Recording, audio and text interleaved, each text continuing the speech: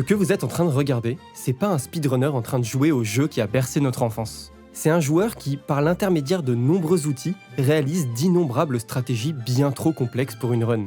On appelle ça un TAS, pour Tool Assisted Speedrun.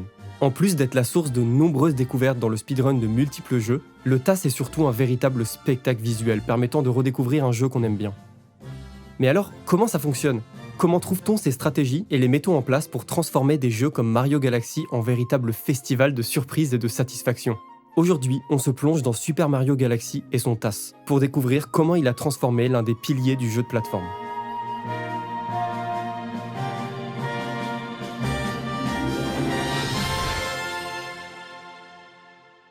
Il est quasiment sûr que vous connaissez tous les deux jeux Super Mario Galaxy et leur indéniable qualité.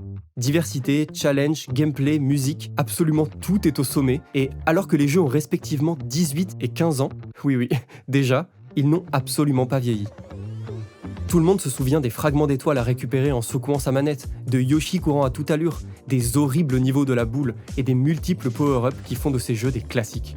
Quand on parle de speedrun, les jeux sont relativement populaires et présentent une communauté plutôt active. Les runs sont pour la plupart assez longues et fourmillent de stratégies plus ou moins intéressantes. J'aurais pu vous parler du speedrun Any% ou même du 100%. C'est ce qu'on appelle du RTA, pour Real Time Attack. Des runs joués de bout en bout, sans pause ni cheat. Mais à la place, j'ai choisi de parler du TAS. Déjà, ça me sert d'excuse pour vous présenter tout au long de cette vidéo de multiples stratégies qui, de manière crescendo, seront de plus en plus hallucinantes et imprévisibles. Et aussi, ça m'a permis de comprendre comment on réalise un TAS, avec quels moyens, quels outils et combien de temps ça prend. Pour ce faire, j'ai fait appel à Chip, un tasseur belge qui m'a énormément aidé à la conception de cette vidéo. Comme je le disais en intro, un TAS permet à un joueur d'exécuter parfaitement une suite de mouvements pour finir un niveau de manière optimale. Il utilise des outils essentiels comme le Frame Advanced et les Save States, mais on y reviendra. Créer un TAS, ça sert à la fois à trouver de nouvelles stratégies, mais aussi à terminer des segments du jeu aussi rapidement que possible. C'est comme si un robot faisait du speedrun si vous préférez. On va commencer par aborder des techniques simples, puis intermédiaires, pour ensuite aboutir aux stratégies les plus folles, avec notamment 3 que je vous réserve pour la fin et qui sont absolument incroyables. Quand une stratégie n'est pas faisable en RTA, on dit qu'elle est TAS only. Contrairement à Mario Odyssey, le gameplay de Mario est assez restreint dans les Super Mario Galaxy. La technique de déplacement la plus rapide est simplement de long jump en boucle, ce qui peut sembler peu intéressant, je vous le concède, mais s'il y avait que ça, vous vous doutez bien que j'aurais même pas pris la peine de vous en parler. Vous verrez d'ailleurs que la majorité des TAS utilisent Luigi plutôt que Mario. Ce dernier, en plus de sauter plus haut, a une hitbox légèrement différente qui permettra d'exécuter certaines techniques par la suite. Une autre chose qu'il faut savoir, c'est que les jeux présentent un mode 2 joueurs appelé Co-Star, dans lequel le second joueur peut contrôler différentes actions. En l'occurrence, nos speedrunners jouent seuls et tiennent donc 2 Wiimotes dans la même main. Ayant son propre curseur, il peut par exemple lancer des fragments d'étoiles pour stun des ennemis ou en immobiliser d'autres. Il peut aussi ramasser des pièces, ce qui heal Mario. Enfin, point très important, Mario Galaxy permet de réaliser un super jump si le joueur 2 pointe son curseur sur Mario et appuie sur A en même temps que le joueur 1. Le super jump donne énormément de hauteur, vous verrez qu'il est beaucoup utilisé. Par contre, il n'est pas faisable dans Mario Galaxy 2.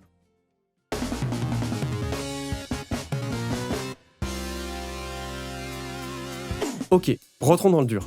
Je vous parlais plutôt des long jumps et de leur omniprésence dans les déplacements du personnage. C'est effectivement le cas. Alors pour casser la routine, les tasseurs ont trouvé des moyens d'obtenir des boosts de vitesse hallucinants via certains objets. Dans Beach Ball Comet, c'est en se servant de long jumps précis sur des blocs toc que Luigi traverse le niveau pour rejoindre l'étoile en 15 secondes.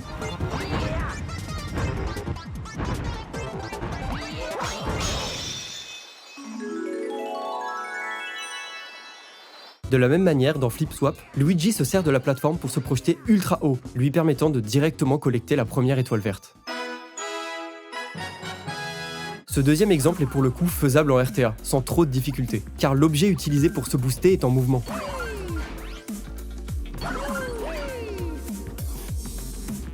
Mais il est possible d'abuser de certains rebords ou pentes pour prendre de la vitesse. La précision dans le positionnement de Luigi et le timing du saut deviennent alors complètement absurdes et donc TAS only. Ici, dans Battle Belt, le joueur est censé tuer 3 ennemis, ce qui fait apparaître une clé permettant d'accéder au tuyau. S'ensuit alors une zone où il faut éliminer des bouts à l'aide d'un faisceau projeté par une carapace de Koopa. Une fois le propulseur activé, on ressort pour rejoindre le vaisseau du Captain Toad. Ça prend environ 40 secondes en run. Ok, mais et si rejoindre Toad ne pouvait prendre que 5 secondes ?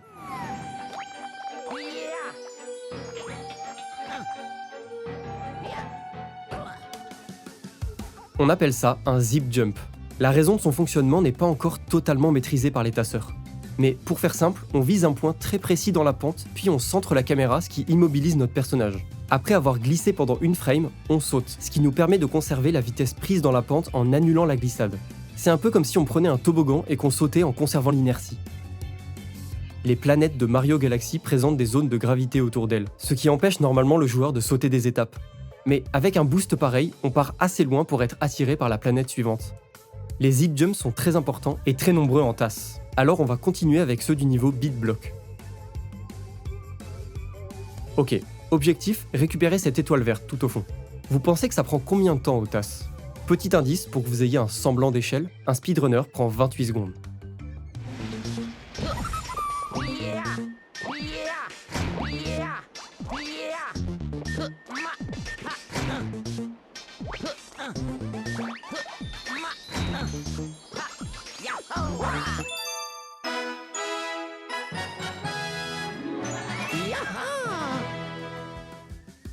Divisé par 2 le temps de complétion d'un niveau si linéaire, c'est vraiment ouf.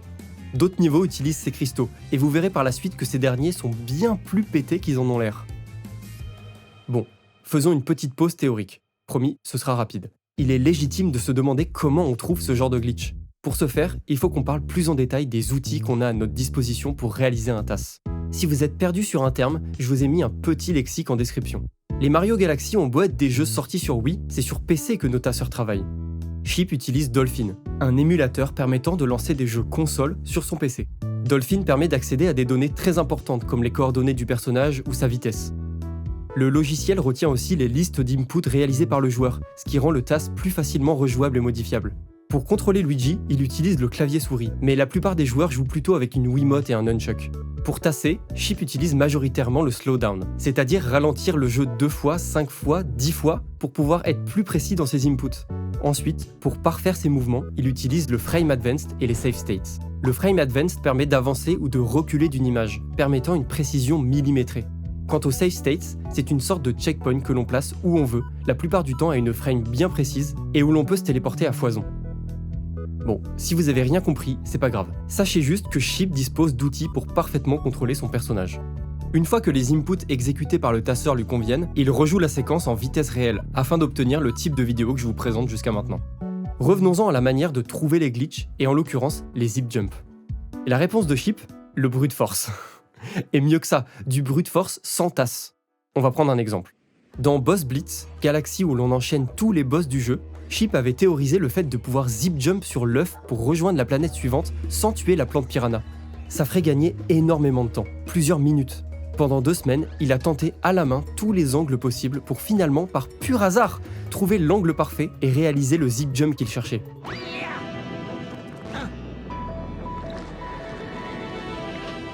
Sauf que, comme c'était pas dans le cadre d'un TAS, rien n'a été sauvegardé. Ça lui a juste confirmé la faisabilité de sa théorie. Ensuite, il a dû manuellement reproduire ce zip jump en TAS cette fois-ci. On pourrait penser que c'est une perte de temps colossale, mais Chip m'a confié être plus à l'aise pour zip jump lorsque le jeu n'est pas ralenti, et aussi que trouver ce genre de technique en RTA plutôt qu'en TAS rend le tout plus impressionnant pour la communauté. Pour conclure sur les zip jumps, certaines buttes de neige et de sable permettent aussi d'obtenir d'énormes boosts de vitesse.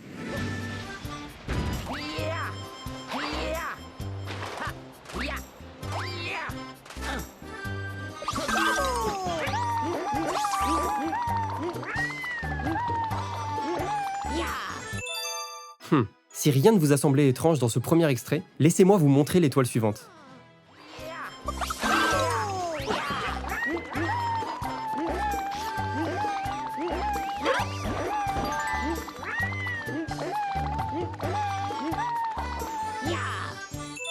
Je me doute que pour certains d'entre vous, ça fait longtemps depuis la dernière fois que vous avez joué à ce jeu et que vous vous souvenez pas de toutes les mécaniques. Mais je peux vous assurer une chose, c'est que Yoshi n'est pas censé voler.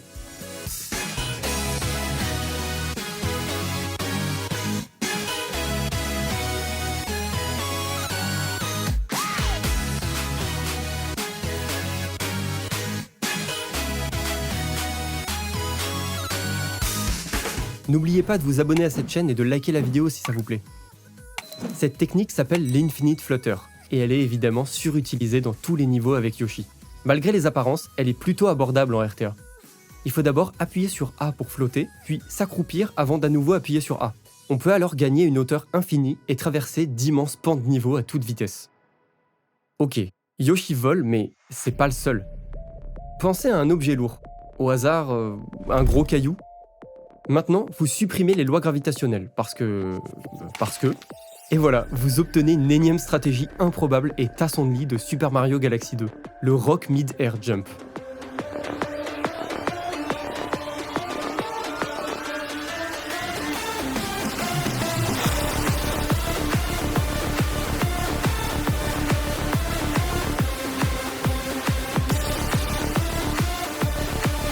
Je vous passe les détails parce que c'est assez complexe, mais sachez qu'exécuter plusieurs rock jumps d'affilée est plutôt complexe en RTA.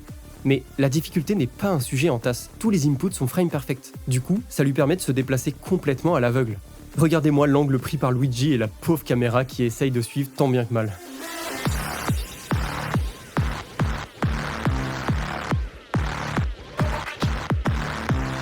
Ce skip est aujourd'hui réalisé par les speedrunners, grâce à une technique trouvée par Valou en octobre 2021. Ok, on va avancer un peu pour commencer à parler de techniques vraiment impressionnantes visuellement. Bienvenue dans Bowser Lavalair, la dernière galaxie du monde 2 de Super Mario Galaxy 2. Le niveau commence tranquillement, mais je vous laisse regarder.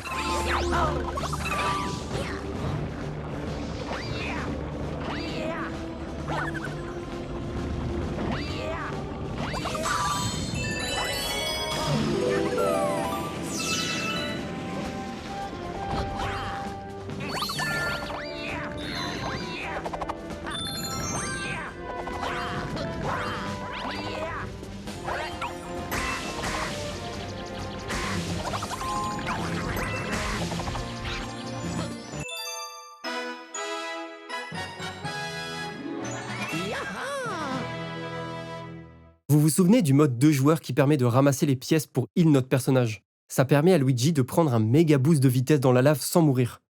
Maintenant que vous avez compris le principe, ça vous dit qu'on monte d'un cran?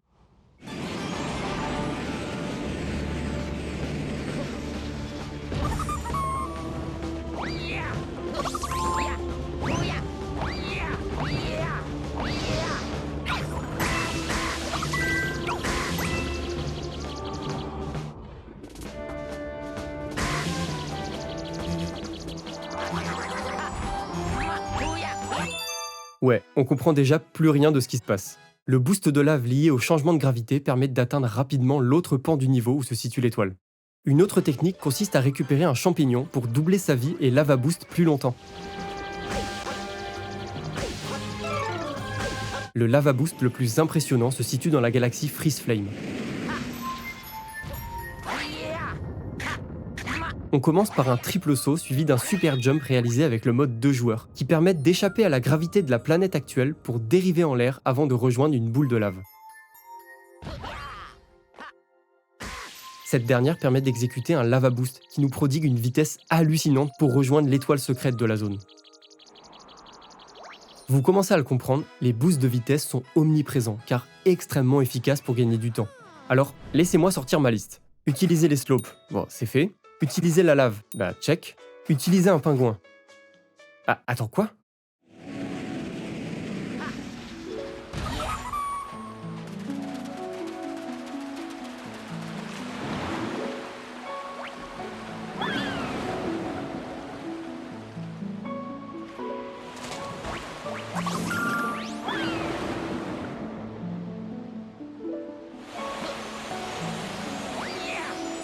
Oui, ça commence à devenir n'importe quoi. C'est vraiment à se demander si chaque élément du jeu n'a pas été pensé pour augmenter la vitesse du joueur.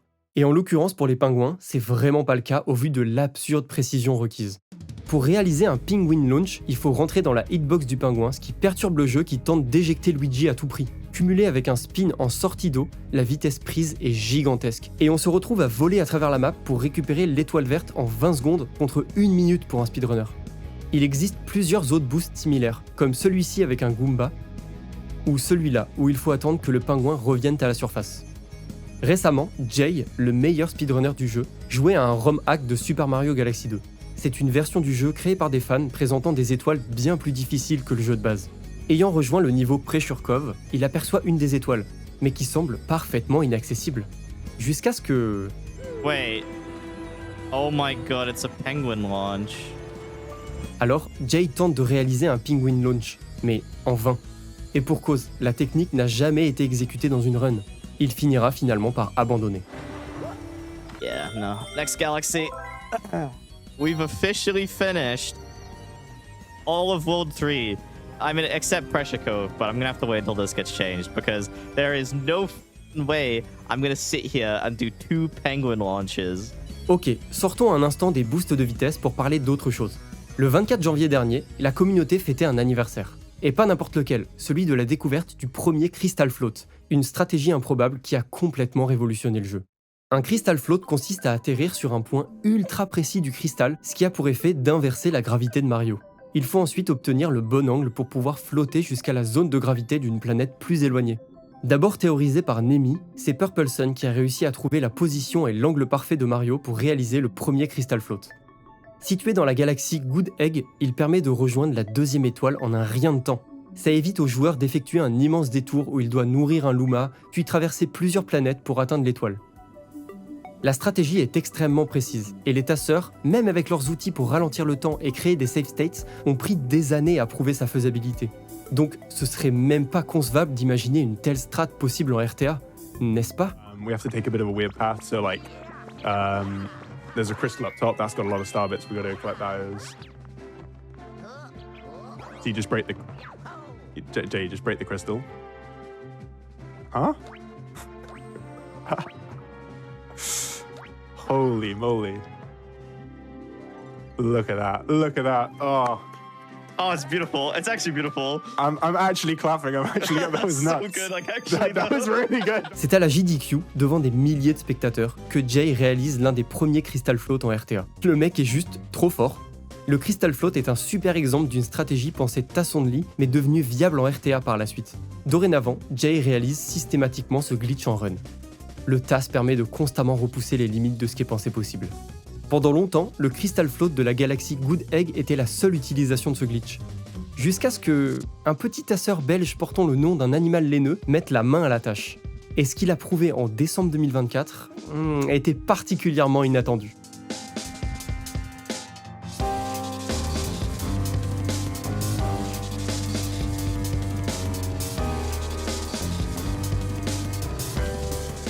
C'est une idée qui est arrivée il y a environ 5 ans. Et moi, du coup, j'ai commencé à Stratton en novembre. Juste comme ça, j'ai tenté. J'ai abandonné 3 fois. Ça m'a pris 3 semaines environ à trouver ça. Et je pouvais rien faire d'autre.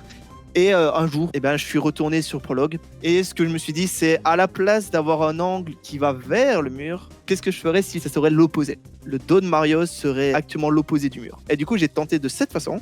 Le Crystal Float, il faut garder l'objet en soi sur l'écran. Parce que dès que c'est plus à l'écran, c'est considéré comme unload. Ça n'existe plus vraiment. Et du coup, voilà, si l'objet n'existe plus, tu ne flottes plus. Donc quand le cristal n'est plus sur ton écran et que tu es suffisamment haut, tout ce qui compte, c'est que tu spins pour avoir un peu plus d'auteur et que tu avances en même temps sans jamais avoir touché la collision du mur. C'est comme ça que je trouvais, c'est vraiment au hasard. J'ai changé une fois d'angle, c'est tout ce qu'il fallait. En plus d'être un excellent tasseur, Chip est aussi un strat hunter, autrement dit, quelqu'un qui va tenter de casser le jeu par tous les moyens pour trouver des manières d'aller plus vite. Le prologue skip permet d'éviter les dialogues avec Bowser et commence doucement à être considéré par les meilleurs speedrunners pour être réalisé en RTA. Oh, I got it. I got it. Pour conclure cette vidéo, j'aimerais vous présenter 3 derniers glitches, qui sont, pour tout vous dire, mes préférés de tout ce qu'on a vu jusqu'à maintenant. Commençons par la galaxie Battle Rock Barrage, un passage détesté des speedrunners puisqu'il s'agit d'un autoscroller. Autrement dit, il est impossible d'aller vite, car on dépend des mouvements d'une plateforme pour rejoindre l'autre bout du niveau. Mais bon, vous l'aurez remarqué, le TAS permet de s'émanciper de n'importe quelle règle. Alors, et si, même quand le jeu nous oblige à aller doucement, on allait vite?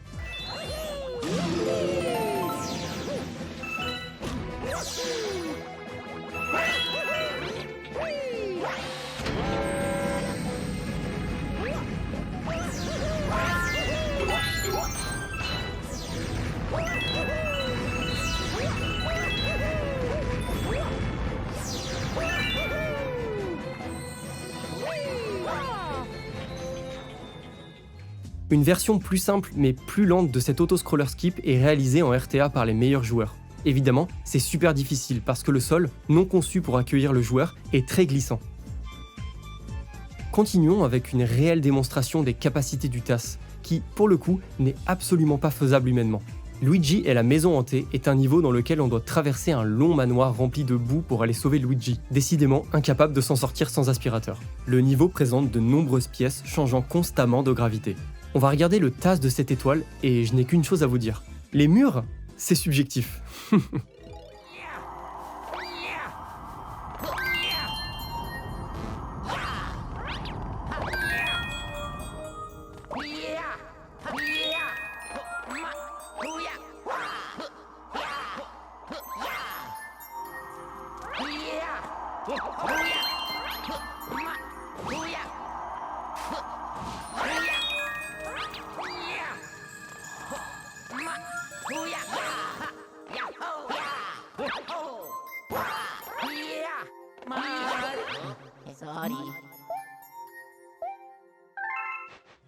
En restant constamment hors des limites du jeu et à moitié dans le mur, ce TAS créé par Username rejoint Luigi en une quarantaine de secondes, contre 1 minute 07 pour un speedrunner. Après la sortie de cette vidéo fin janvier 2025, toute la communauté était sous le choc face à une telle exécution. On ne peut que se demander ce que nous réserve encore le TAS de ces jeux. Ok, pour ce dernier extrait, j'aimerais que vous arrêtiez, si c'était le cas, de boire ou de manger. Pourquoi ? Parce que j'ai peur que vous crachiez tout face à ce que vous êtes sur le point de voir. Les images parleront d'elles-mêmes, alors c'est parti.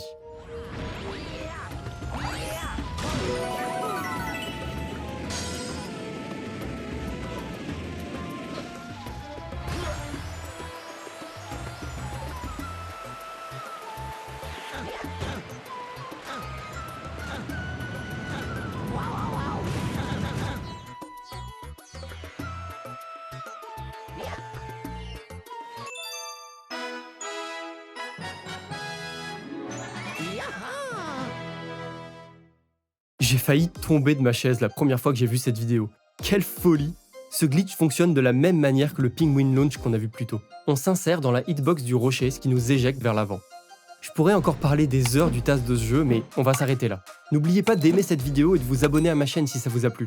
Merci Chip pour ta participation et tous les détails que tu m'as fournis pour réaliser cette vidéo. Il développe actuellement un TAS 100% de Mario Galaxy 2, un projet colossal sur lequel il progresse petit à petit et que je vous invite à suivre sur sa chaîne.